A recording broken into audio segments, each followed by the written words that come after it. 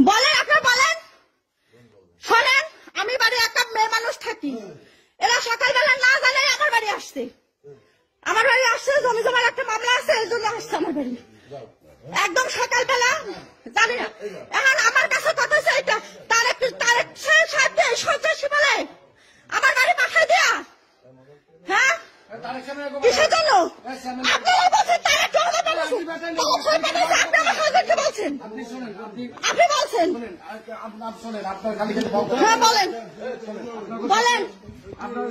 আমার জমি নিয়ে মামলা চলে। হ্যাঁ মামলা হলো। কেন ঢুকলো, কেন নিয়ে আসলেন আপনারা? কেন আনেন নাই? শোনেন, আপনি ফোন আমি ফোন না বলেন, আপনার যাবেন বলেন। আমার এই নিয়ে কোর্টে মামলা চলে। বলেন যে যাবো না, আপনার কোর্টে যান, কোর্ট দেখে বুঝে আসেন। আমি আপনাদের মানি নাই, বিচার আমি ডাকি নাই।